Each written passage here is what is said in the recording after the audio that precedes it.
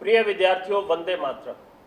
Rajasthan police sub inspector 2016 की आज जिस सफल अभ्यर्थी से हम लोग बातचीत करने जा रहे हैं वे अपने आप में एक प्रेरणा स्रोत हैं, क्योंकि अत्यंत विपरीत परिस्थिति में संघर्ष करते हुए उन्होंने इस पद को हासिल किया है।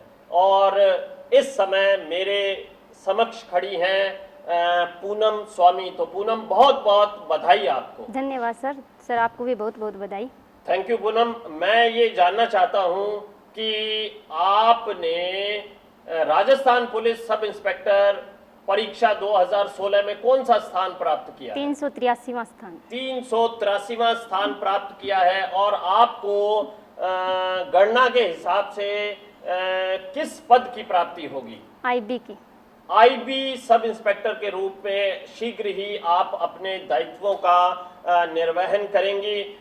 पूनम, सबसे पहले तो आपकी शैक्षणिक पृष्ठभूमि के बारे में हम लोगों को जानकारी दीजिए कि आपने 10वीं कहाँ से की और 12वीं कहाँ से की, ग्रेजुएशन कहाँ से की? सर मैंने 10वीं है जो जागृति बाल विद्या मंदिर उच्च माध्यमिक विद्यालय सूरतगढ़ से की।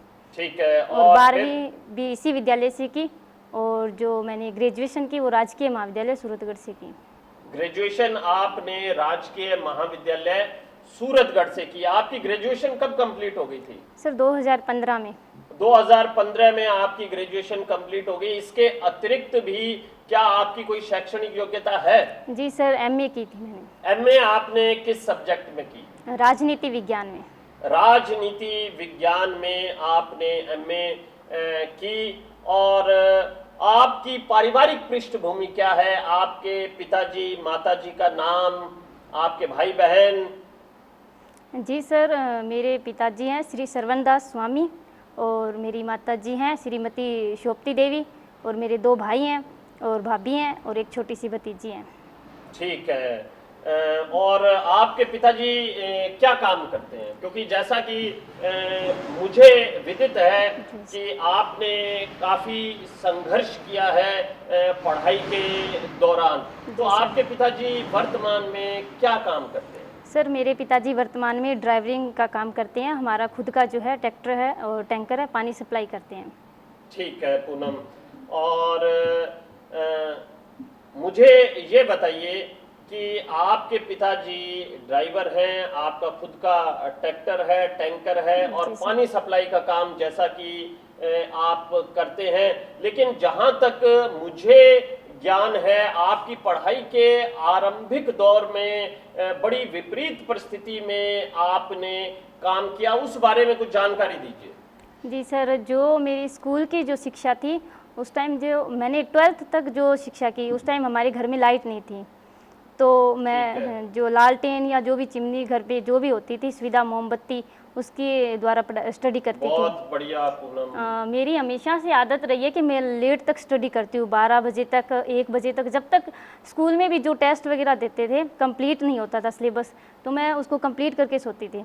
तो मेरे जो पापा जी हैं वो मेरा ध्यान रखते थे कहीं कि लड़की को नींद ना आ जाए, बेटी को नींद ना आ जाए। तो अगर नींद आ गई तो हो सकता है मोमबत्ती से जल भी सकती है, आग लग सकती है। तो ध्यान रखते थे, कहते कि तू सुबह उठ के पढ़ लेना। मैंने सुबह तो काम होगा, मुझे स्कूल भी जाना है और घर का भी काम करना है। तो लालटेन की रोशनी में आपने पढ़ाई की कक्षा 12 तक और उसके बाद आपके घर में लाइट की व्यवस्था हुई। ठीक है पूनम, ये तो बहुत ही प्रेरणास्पद बात है कि इतनी विपरीत परिस्थिति में आप काम करती रही। लेकिन आपकी फ्रेंड मोनिका, जिनसे हम लोग चर्चा कर भी चुके हैं, जो स्वयं सब इंस्पेक्टर में 70वीं रैंक पर चयनित हुई हैं, उन्होंने मुझे कहा कि पूनम ही वो व्यक्तित्व है जो कि सबसे प्रेरणास्पद है। इसने घर का भी खूब काम किया। जी सर। ऐसा क्या स्थिति रही कि आपको अपने घर के भी तमाम दायित्वों को पूरा करना पड़ा और फिर पढ़ाई भी चलती रही? जी सर, सर घर के काम जो है मेरी मम्मी जी हैं उनसे थोड़ा जो है कम होता है और उनकी तबीयत थोड़ी सही नहीं, स्वास्थ्य थोड़ा सही नहीं रहता। उनके हाथ भी जो है उनमें रिएक्शन करती है, साबुन वगैरह पानी वगैरह, तो मुझे घर का भी काम करना पड़ता था। तो आपको घर का भी कार्य करना पड़ता था बीए जी के सर। दौरान, और इधर तैयारी भी आपकी चल रही थी। आश्रम में आप कब आई थी? सर 2015 में मैं मोनिका के साथ ही आई थी आश्रम में। ठीक है, 2015 में आप आश्रम में आ गए। जी उस सर। समय आपकी ग्रेजुएशन हो चुकी थी। जी सर।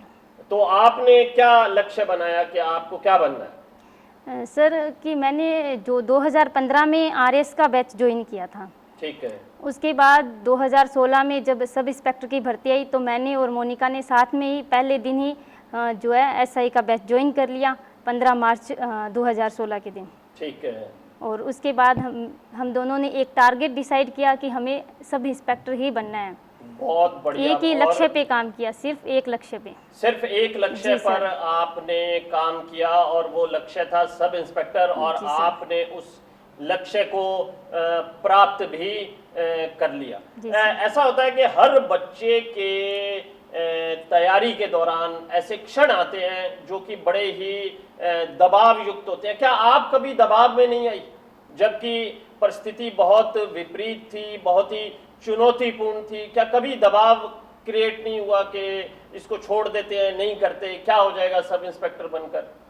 नहीं सर, मैंने मेरे लक्ष्य को कभी नहीं छोड़ा। दबाव जब भी बनता था मैं कहीं से कहीं जो है मोटिवेट होती थी।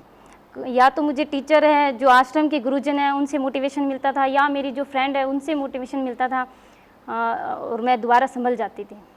ठीक है, मतलब दबाव के क्षण कभी कभी उत्पन्न जी हो सर। जाते थे, लेकिन फिर किसी ना किसी व्यक्तित्व से आपको प्रेरणा की जी सर। प्राप्ति हो जाती थी।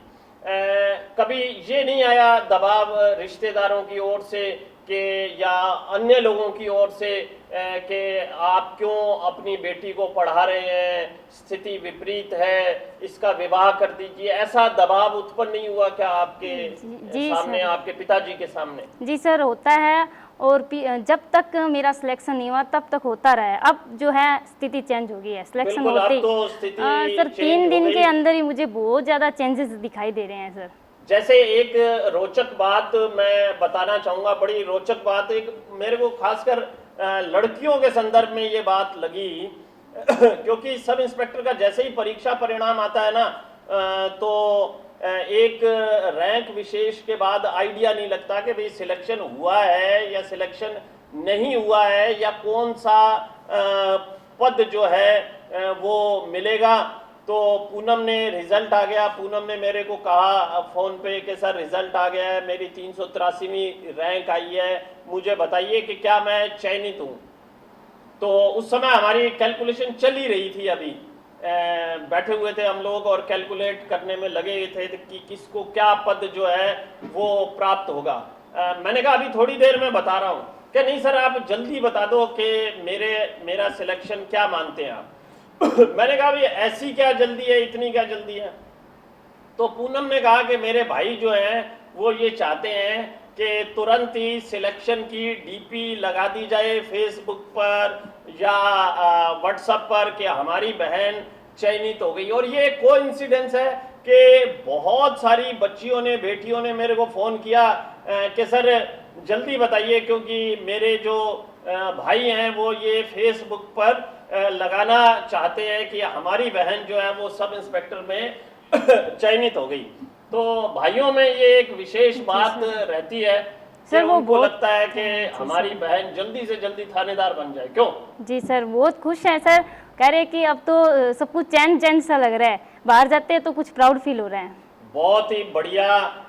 बाहर जाते हैं तो प्राउड फील होता है। निसंदेह अगर बेटी कामयाब होती है तो एक विशेष प्रकार का प्राउड, एक विशेष प्रकार का गर्व जो है वो माता पिता भाई बहनों को महसूस होता है।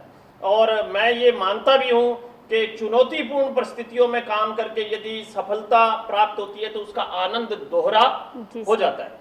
तो पूनम मुझे ये बताएं कि जो रिटन एग्जाम था उसके लिए आपने कौन कौन सी पुस्तकों का अध्ययन किया? हालांकि ये बात मैं हमारे सभी सफल अभ्यर्थियों से पूछ रहा हूँ ताकि जो आने वाली पौध है, जो भावी सब इंस्पेक्टर्स हैं आपके बाद जो तैयारी करेंगे, उनको ये बात ज़्यादा स्पष्ट हो जाए।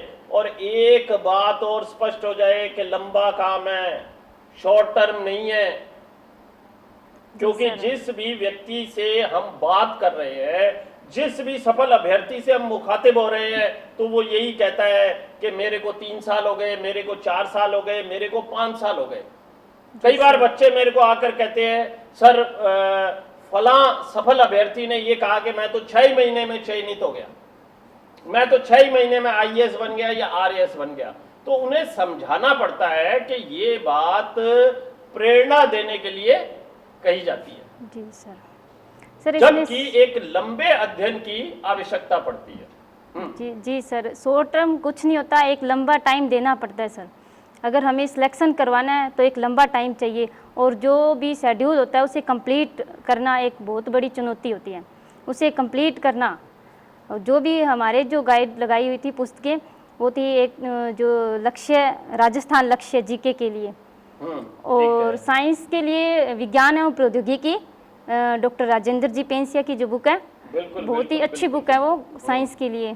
और हिंदी के लिए नवीन हिंदी और डॉक्टर राघव प्रकाश, और किरण गाइड हिस्ट्री के लिए, और राजनीति विज्ञान के लिए मौर्य द्विवेदी। और इसके साथ साथ जो राजनीति विज्ञान है वो श्री विनोद जी प्रताप सिंह सर ने इतनी अच्छी करवा दी हमें कि लाइन टू लाइन याद हो गई थी हमें हर चीज। बढ़िया, निसंदेह विनोद जी ने बहुत मेहनत की और आपको राजनीति विज्ञान तैयार करवाई, और मैं विनोद जी को भी धन्यवाद ज्ञापित करूंगा। अच्छा, फिर फिजिकल की हमारी तैयारी हुई, बिल्कुल फिजिकल के संदर्भ में कोई बात आप कहना चाहें, कोई दिक्कत आई तैयारी के दौरान? जी सर, शुरू में दिक्कत आती है, क्योंकि कभी स्पोर्ट्स से ताल्लुक़ रहा नहीं, तो शुरू में दिक्कत आती है, दर्द होता है, नसें खींचती है, पैरों में भी दर्द होता है, पूरा शरीर दर्द करता है। और लेकिन जब शुरू में हम 2 अकेली थी, मैं और मोनिका अकेली जो तैयारी करने लगी थी, जैसे एग्ज़ाम हुआ उसके साथ कि आप समय पर तैयारी शुरू कर दें। जब हमारे रिटर्न की तैयारी चल रही थी तो मैंने बच्चों को अक्सर ये कहता था, खासकर बच्चियों से मेरा ये आग्रह रहता था, क्योंकि मैंने ये मेरे प्रीवियस एक्सपीरियंसेस थे कि भाई लड़कियां जो है फिजिकल पूर्ण नहीं कर पाती हैं। जी सर, उसी बात को ध्यान में रखते हुए हमने जस्ट पेपर के बाद में ग्राउंड ज्वाइन कर लिया था। लेकिन बाद में हमें जो है एकेडमी के बारे में पता चला, और जो सलीम जी कोच एकेडमी चला रहे थे, हम उनके जो निर्देशन में हमने जो अपना फिजिकल बहुत अच्छी तरह क्लियर किया। बहुत बढ़िया। और फिर बात आती है साक्षात्कार की। साक्षात्कार तो अभी हाल ही में हम लोग तैयारी कर रहे थे। जी सर। और एकदम से मुझे अच्छी तरह से ध्यान है कि इधर साक्षात्कार की घोषणा हुई और उधर पूनम का फोन आया कि सर पहले ही दिन मेरा साक्षात्कार है। फर्स्ट डे था आपका साक्षात्कार? जी सर, मेरा फर्स्ट डे था। और तो आपको कैसा लगा कि अब क्या करेंगे? सर एक बार तो पूरा एकदम प्रेशर हो गया था। जैसे मैंने सर आपसे बात की तो आपने पूछा कि आपको प्रेशर है, मैंने कहा जी सर मुझे प्रेशर है, फर्स्ट डे आ गया। सर आपने बोला कि ऐसा कुछ नहीं है, फर्स्ट डे का कुछ नहीं होता, लास्ट डे का इंटरव्यू है, हम तैयारी करेंगे। और ऑनलाइन इंटरव्यू भी हुए, और हमने ग्रुप में भी डिस्कशन की घर पे 3-4 जो लोग थे सब इंस्पेक्टर के मिलकर, तो इससे मुझे फ़ायदा मिला इंटरव्यू में।